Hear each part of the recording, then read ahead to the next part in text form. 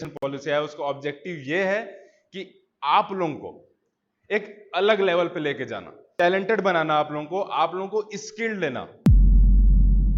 India में आज 75,000 से ऊपर भी स्टार्टअप्स हो चुके हैं और इसी चीज को गवर्नमेंट प्रमोट करना चाहता है कि आप लोग जो हमारे फ्यूचर है वो ज्यादा से ज्यादा स्टार्टअप्स पे आए, आईटी की फील्ड में आए और इंडिया के नाम को आगे लेके जाएं। तो ये मेन मोटिव था नेशनल एजुकेशन पॉलिसी का। अब उसके अंदर क्या क्या चीजें की गई, अभी कैसे एजुकेशन पॉलिसी है, अभी जो हम लोग पढ़ रहे हैं उसमें कैसे हम लोग काम करते हैं। आप लोग कौन से क्लास में हो? 6, 7, 8। इसके बाद आप लोग कहां जाओगे? 9, 10, 11, 12। ठीक है, तो एक देखा जाए तो क्या होता है 10+2 क्लास 12 तक आप लोगों का एक बना हुआ है। पहले आप क्लास 10 में जाओगे, उसके बाद 2 साल आप 12th में जाओगे।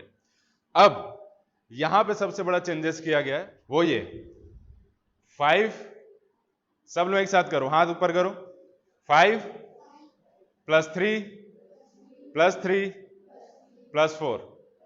ठीक है, तो पहले देखेंगे अपन इस 5 को, फिर देखेंगे हम इस 3 को, फिर इस 3 को, फिर 4 को। ठीक है, ऐसे ही करेंगे हम लोग, ऐसे ही सीखेंगे क्या है क्या नहीं। तो देखते हैं, तो सबसे पहले देखते हैं 5 को।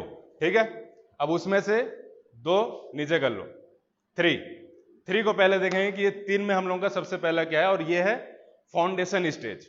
ठीक है, अब यहां पे क्या किया गया, अब बच्चे स्कूल जाने से क्यों डर रहे थे? क्योंकि जाते ही उनको कुछ पढ़ाया जा रहा है, कुछ सिखाया जा रहा है, और वो नहीं कर रहे तो उनको डांटा जा रहा है। और अब वो बचपन से अपने घर में रहे, लाड प्यार में रहे, अब अचानक से उनको डांटा जाए या पढ़ाया जाए तो उनको वो चीज अच्छा नहीं लगता।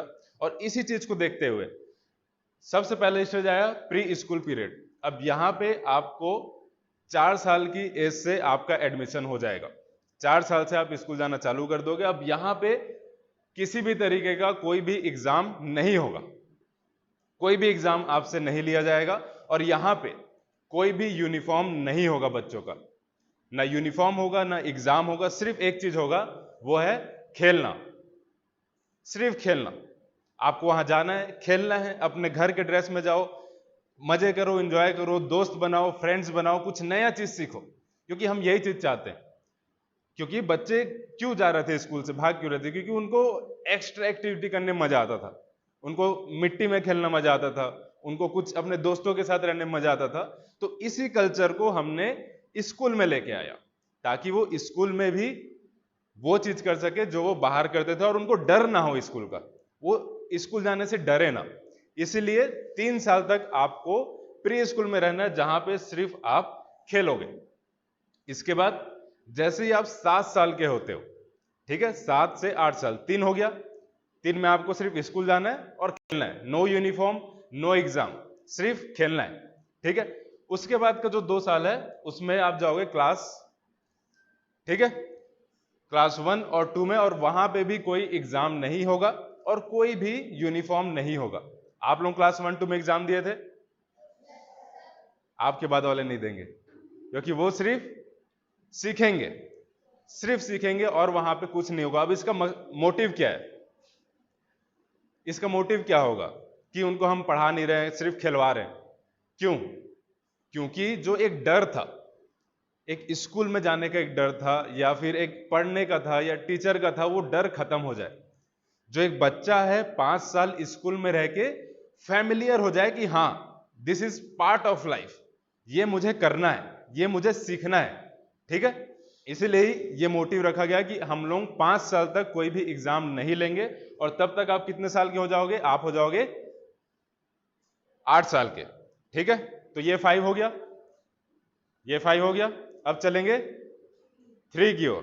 ठीक है, अब यहां पे क्या है? अब यहां पे आप जाओगे क्लास 3, 4 और 5। ठीक है, अब यहां पे आप एंटर करोगे, अब यहां पे आपका एग्जाम होना चालू होगा, आपसे एग्जाम यहां पे लिया जाएगा। लेकिन यहां पे जो आपको पढ़ाया जाएगा वो एक्टिविटी के बेस में पढ़ाया जाएगा, कंप्लीटली आपको सिर्फ वही नहीं, टेक्स्ट बुक के बेसिस पे नहीं पढ़ाया जाएगा, आपको एक्टिविटी के बेसिस से पढ़ाया जाएगा, और ये सबसे ज्यादा अच्छा चीज होगा आप लोगों के लिए। ठीक है, अब यहां पे जो एक सबसे मैंडेटरी चीज है वो है मदर टंग। आपको एक रीजनल लैंग्वेज में ही पढ़ाया जाएगा। जैसे कि छत्तीसगढ़ है तो छत्तीसगढ़िया हो गया, महाराष्ट्र है तो मराठी में, साउथ है तो वहां साउथ इंडियन की तेलुगु में, तमिल में, कन्नड़ में, इसमें पढ़ाया जाएगा। लेकिन ये मैंडेटरी नहीं है। स्कूल अगर चाहे तो वो इंग्लिश में भी पढ़ा सकते हैं, अगर स्कूल चाहे तो। लेकिन इंप्लीमेंट ये किया गया है कि आपको वहां के रीजनल लैंग्वेज में ही एजुकेशन दिया जाए। ये मेन मोटिव है यहाँ पे का। और जैसे मैं बोला, इंग्लिश स्कूल चूज कर सकते हैं कि हाँ इंग्लिश रखना है कि नहीं रखना है। इसके बाद आते हो आप लोग, ठीक है, मिडिल स्टेज। अब ये हो गया नेक्स्ट 3 जहां पे आप लोग हो। अब यहां पे क्या किया गया है, आप लोगों को पूरी तरीके से फोकस कराया जाएगा कोडिंग के ऊपर, कंप्यूटर नॉलेज के ऊपर आप लोगों को पूरी तरीके से फोकस कराया जाएगा। वो सबसे बड़ा एक क्या बोल सकते हैं मोटिव रहेगा कि आप लोगों को कोडिंग के थ्रू ले आया जाए, आप लोगों को आईटी सेक्टर में आगे बढ़ाया जाए। क्यों ऐसा सोचा गया है कि आप लोगों को कोडिंग की तरफ लाया जाए, एक आईटी सेक्टर में लाया जाए? क्योंकि हम लोग ग्लोबली और ज्यादा अपने मैन पावर को बढ़ा सके। मेन रीजन ये है क्योंकि आज से जब इंटरनेट चालू हुआ था, जैसे माइक्रोसॉफ्ट, गूगल, ये सबको कितने लोग जानते हैं? माइक्रोसॉफ्ट, गूगल जानते हो कहां बने ये? ठीक है, अमेरिका में ये सारे चीजें बने, यहां नहीं बने। और यही चीज को देखते हुए गवर्नमेंट ने डिसीजन लिया कि यहां से भी ऐसी बड़ी से बड़ी स्टार्टअप्स बने, और वो आप लोग कर सकते हो। क्योंकि जब आप लोग इस एज में होते हो तो आप लोगों को बहुत ज्यादा क्यूरियोसिटी होता है, आप लोग बहुत अच्छे तरीके से सीख सकते हो और चीजों को समझ सकते हो, और उसमें अपने आइडिया के साथ, एक इनोवेटिव माइंड के साथ आप कुछ बड़ा कर सकते हो। और वो तभी होगा जब आपको ये स्किल्स पता होगा, और दूसरा चीज आपका दिमाग क्रिएटिव होगा, आपका दिमाग इनोवेटिव होगा, और कुछ आप अलग सोचोगे। हम इसको बूस्ट करेंगे, इंपावर करेंगे अगर आपको ग्लोबल नॉलेज है तब। ठीक है, तो ये हो गया कौन सा? नेक्स्ट जो 3 था वो हो गया। अब इसके बाद आता है सबसे इंपॉर्टेंट स्टेज, जो है आप लोग इसके बाद जहां जाओगे नेक्स्ट 4 ईयर, 15, 16, 17 और 18 के जब एज में रहोगे, जब आप जाओगे 10th और 9th, 10th, 11th, 12th। ठीक है, अब यहां पे सबसे अच्छा बात, आपको कोई भी सब्जेक्ट चूज नहीं करना पड़ेगा। जैसे एक होता है ना, आप मैथ्स लोगे, साइंस लोगे, कॉमर्स लोगे, बायो लोगे, खत्म। आप मैथ्स भी ले सकते हो, बायो भी ले सकते हो, कॉमर्स भी ले सकते हो, आपकी मर्जी है। आपको जो पढ़ना है आप पढ़ सकते हो, आपकी मर्जी है, जो आप लेना चाहो वो आप कर सकते हो। अब यहां पे सबसे ज्यादा जो ध्यान दिया जाएगा वो है क्रिटिकल थिंकिंग। अब क्रिटिकल थिंकिंग क्या होता है?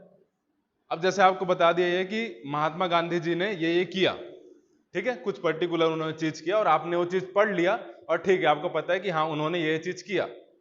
बट अब क्रिटिकल थिंकिंग क्या होता है? अगर महात्मा गांधी जी थोड़े शांत नहीं होके थोड़े अग्रेसिव होते तो क्या होता? आपको सोचने के ऊपर फोकस दिया जाएगा कि ऐसा नहीं, ऐसा होगा तो क्या होगा, ये नहीं, ये होगा तो क्या होगा। इसके ऊपर मेन फोकस दिया जाएगा, और ये यहाँ का मेन मोटिव है। और यहाँ पे आपको फॉरेन लैंग्वेजेस सिखाए जाएंगे, मतलब फ्रेंच हो गया, स्पेनिश हो गया, जर्मन हो गया, ये सारे लैंग्वेजेस आपको सिखाए जाएंगे। सिर्फ एक लैंग्वेज नहीं सिखाया जाएगा जो चाइना में बोला जाता है, वो लैंग्वेज सिर्फ आपको नहीं सिखाया जाएगा। बाकी हर एक फॉरेन लैंग्वेज आप सीख सकते हो अगर आप चाहो तो। ठीक है, किसी भी चीज के लिए यहाँ पे बॉन्डेज नहीं है कि आपको ये सीखना है मतलब सीखना है। यहाँ पे सिर्फ वो होगा जो आप चाहते हो वो आप कर सकते हो। ठीक है, इसके बाद अब आप लोग 12th तक पढ़ लिए, ठीक है, 12th तक आप एजुकेशन कर लिया। अब इसके बाद आप कहां जाओगे?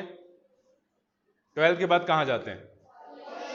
कॉलेज जाते हैं। कितने लोग इंजीनियर बनना चाहते हैं? डॉक्टर्स, सीए, एक ही है सीए में, नाइस। प्रधानमंत्री कौन बनना चाहता है? पॉलिटिक्स, कोई नहीं है पॉलिटिक्स में, ठीक है, अच्छी बात है। तो अब यहां क्या होता है, जैसे कि इंजीनियर बनना चाहते हो, कौन कौन हाथ उठाया था?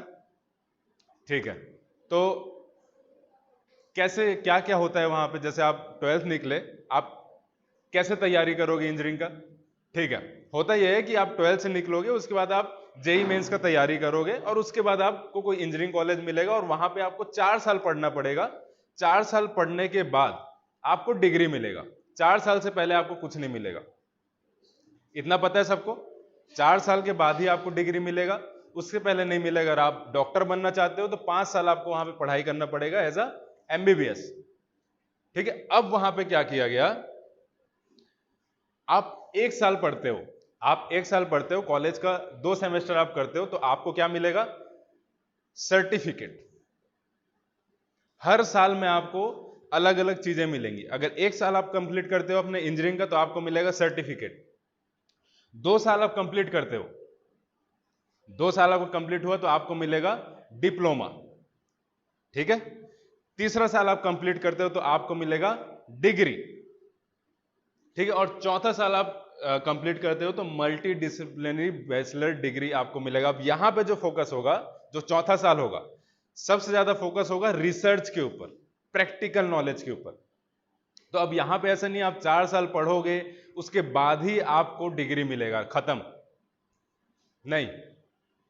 1 साल पढ़ोगे तो भी आपको उसका वैल्यू मिलेगा, 2 साल मिलोगे तो ज्यादा वैल्यू मिलेगा, तीसरे में आपको और ज्यादा वैल्यू मिलेगा, चौथे में और ज्यादा वैल्यू मिलेगा। हर 1 साल का आपका वैल्यू होगा, हर 1 साल का।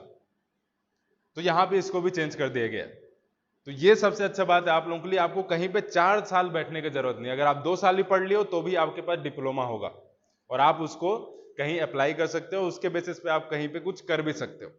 ठीक है, अब आप 3 साल किए, मान के चलो 3 साल आप इंजीनियरिंग किए, तो आपको क्या मिला, अगर आपने 3 साल का डिग्री किया और उसके बाद आप पीजी के लिए जा रहे हो तो आपको 2 साल पीजी करना पड़ेगा।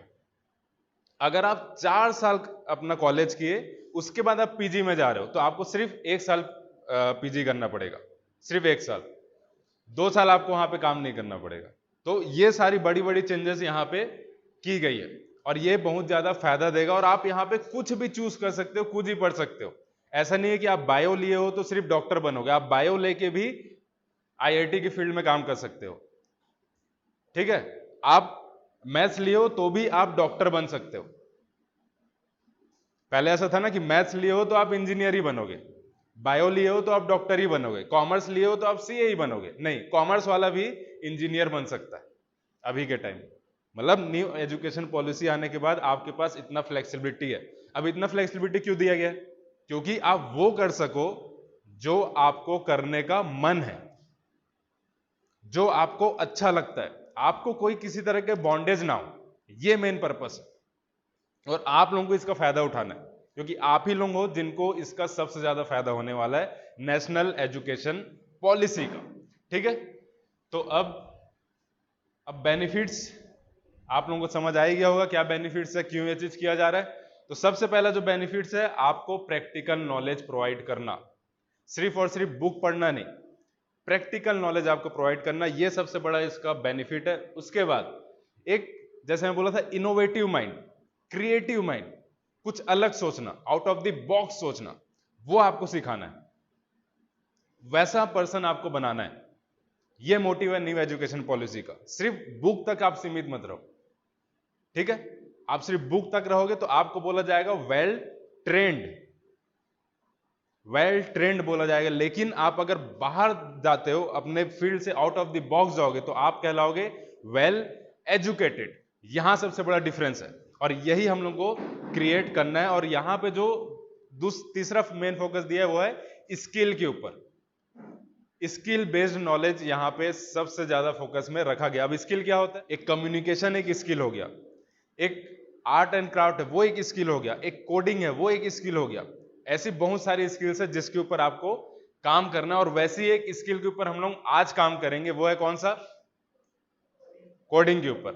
ठीक है, तो इस स्किल के ऊपर काम करेंगे। तो जैसे मैं बोला स्किल बेस्ड, जैसे प्रोग्रामिंग हो गया, वेब डेवलपमेंट हो गया, AI ML हो गया। आर्टिफिशियल इंटेलिजेंस किसको किसको पता है, ठीक है। तो कोडिंग क्या होता है ये तो पता होगा, कोडिंग क्या होता है। अब जैसे कि एग्जांपल लेते हैं, हम लोग कैसे बात कर रहे हैं, मुंह से बात कर रहे हैं। अब ये PC कैसे बात करता है, कंप्यूटर लैंग्वेज में बात करता है ना, तो वो कौन लिखेगा वो हम लिखते हैं। हम वो हर काम करा सकते हैं जो हम चाहते हैं अपने तरीके से। अब कोडिंग को यूज करके आप क्या कर सकते हो, एप्लीकेशन बना सकते हो, वेबसाइट बना सकते हो, सॉफ्टवेयर बना सकते हो, अपने आइडिया को आप इसमें डाल सकते हो। आपके दिमाग में जो भी आइडिया है उसको कोडिंग के थ्रू आप सॉफ्टवेयर में इंप्लीमेंट कर सकते हो। यह है पावर कोडिंग का। यूट्यूब, गूगल, फेसबुक, इंस्टाग्राम कौन कौन चलाता है? गूगल, यूट्यूब, फेसबुक, इंस्टाग्राम कौन कौन चलाता है? हाँ, उठाओ उठाओ, कोई नहीं, सब उठाओ। गुड। क्या है वो, कैसे बना है? कोडिंग किया गया है उसके बारे में, हर एक चीज उसमें लिखा गया है, लेकिन हमारे लैंग्वेज में नहीं। किसके लैंग्वेज में? मशीन के लैंग्वेज में। जो चीज मशीन को समझ आती है, जो चीज इलेक्ट्रॉनिक डिवाइसेस को समझ आती है, उस लैंग्वेज में लिखा गया है। ठीक है, और वही चीज आपको सीखना है। क्योंकि अब आपके पास भी सोचो कोई एक ऐसा आइडिया है कि यार एक ऐसा मैं प्लेटफॉर्म बनाऊं जहां पे लोग आके वीडियो देखें। आपके दिमाग में एक ऐसा आइडिया है, अब आप उसको इंप्लीमेंट कैसे करोगे?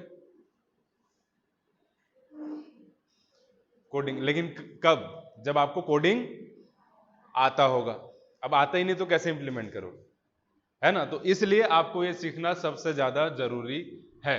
ठीक है, अब ये सिलेबस है जो आप लोगों के में क्लास 6 वालों में है, वर्डप्रेस वगैरह, इसके बारे में अपन आगे आके डिस्कस करेंगे। इसमें अभी अपन उतना फोकस नहीं करते, हम लोग डायरेक्ट चलते हैं आज के टॉपिक, वेबसाइट। ठीक है, इससे पहले तक कोई डाउट है किसी को नेशनल एजुकेशन पॉलिसी में? नहीं है? आगे बढ़े दूसरे फेज में। ठीक है, अब आता है वेबसाइट। ठीक है, जो अपन का दूसरा फेज है। अब मैं ये क्वेश्चन पूछता हूं आपसे, क्यों चाहिए वेबसाइट? क्यों है जरूरी वेबसाइट आज के टाइम में?